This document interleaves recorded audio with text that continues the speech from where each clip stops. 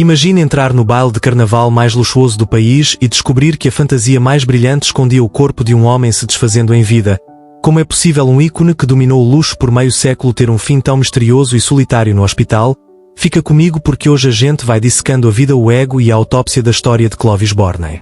Se você já ouviu falar do Carnaval do Rio de Janeiro, você precisa conhecer o homem que praticamente inventou o conceito de espetáculo no Brasil.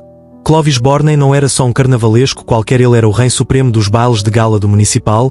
Filho de pai suíço e mãe espanhola, ele cresceu num ambiente que misturava a rigidez europeia com o fascínio pela arte dramática. Desde novo, Clovis tinha uma obsessão por transformar tecido e pedraria em ouro. Ele não queria apenas vestir uma fantasia, ele queria se tornar uma divindade viva no palco. Durante as décadas de 50, 60 e 70 o Brasil parava para ver qual seria a criação dele.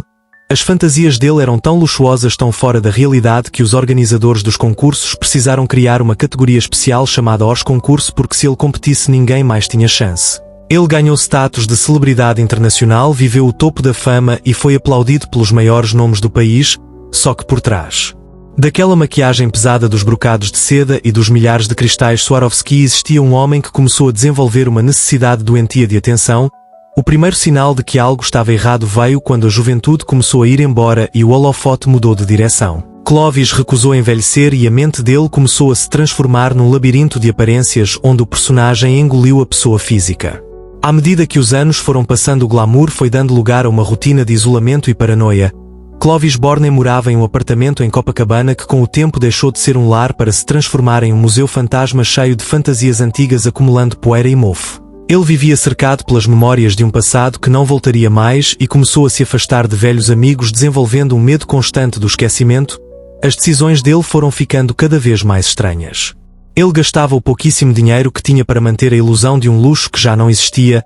A saúde física dele começou a deteriorar em silêncio enquanto ele se recusava a aceitar que o corpo não aguentava mais o ritmo, mas isso ainda não era o pior. Relatos de pessoas próximas diziam que o comportamento dele estava cada vez mais instável, com episódios de isolamento profundo seguidos por desabafos desesperados de quem sentia que tinha sido abandonado pelo próprio público. Ele começou a desenvolver sérios problemas respiratórios e metabólicos, mas escondia a gravidade da situação de todos. O que veio depois ninguém esperava. Nos últimos meses de vida, o homem que recebia os maiores aplausos do país vivia quase na penumbra do próprio apartamento, conversando com os seus trajes vazios como se eles pudessem responder. E é aqui que a história começa a ficar perturbadora. Quando o estado de saúde dele colapsou no final de 2005, a entrada dele no hospital revelou a imagem dramática de uma estrela completamente apagada, longe das câmaras da imprensa e do brilho dos holofotes. No dia 9 de outubro de 2005, aos 91 anos, o coração de Clovis Borney parou de bater após uma parada cardiorrespiratória provocada por uma infecção intestinal grave e choque séptico. A autópsia médica revelou a falência múltipla de órgãos, consequência de um quadro grave de desidratação e infecção que vinha se arrastando em silêncio. Mas a verdadeira autópsia dessa história não está apenas nos laudos do IML, e sim no que a autópsia da vida dele revelou: o relatório do corpo e dos exames mostrou um homem desgastado pelo tempo que escondeu até o último segundo a fragilidade da carne sob a carcaça de sua vaidade.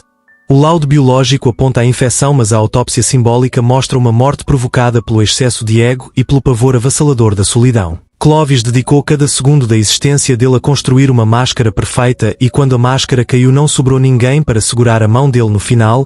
Isso faz a gente pensar até que ponto a gente se distrai tentando manter uma imagem para os outros, e o quanto da nossa vida a gente sacrifica apenas para ser aplaudido por pessoas que vão esquecer nosso nome assim que o show acabar.